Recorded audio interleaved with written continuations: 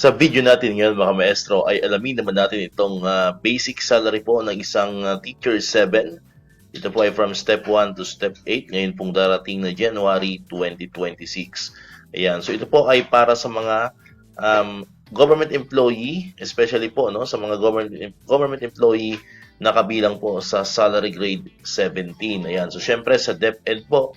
Ayan, so ito po naman ay katumbas po ng salary grade 17 sa DepEd ay ito pong mga magiging teacher 7 dito po sa ating expanded career progression system. Although sa pagkaalam po natin ay wala pang magiging teacher 7 kasi nga tatlong salary grade level lamang po ang iaangat po natin, maximum po 'yon.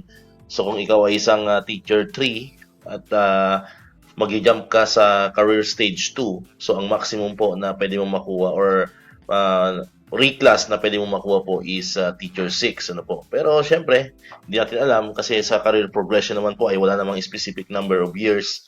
So if ever po naging teacher 6 ka ngayon, then next year apply ka ulit ng teacher 7. So pwede po 'yon kasi same career stage lang naman po 'yon. Hindi po tayo mahihirapan pagka same career stage level po po mga maestro. So ayan, pag-usapan na natin itong teacher 7 kasi lahat naman tayo ay darating dito sa pagiging isang teacher 7, lalo na kung kayo ay nasa career stage 1.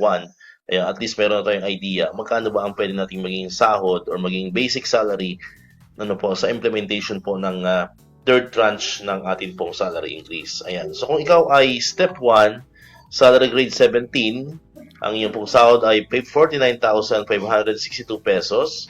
Kung ikaw naman po ay step 2, salary grade 17, 50,066 pesos.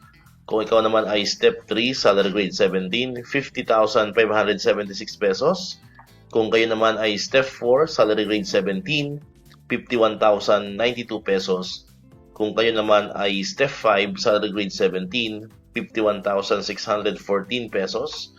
Kung kayo naman ay step 6, salary grade 17, 52,144 pesos. For step 7 naman, salary grade 17, 52,678 pesos.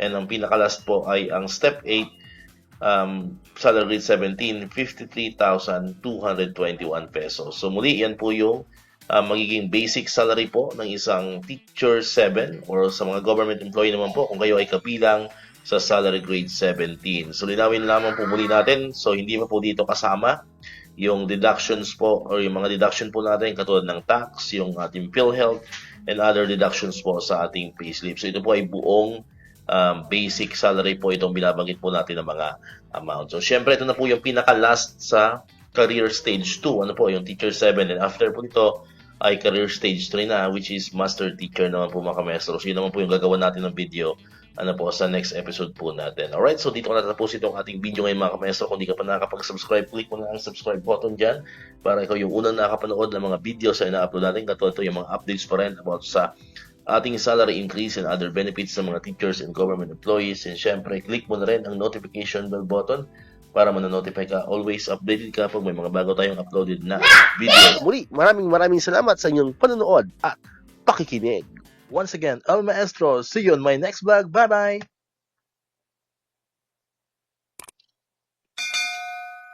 1, 2, 3, come on!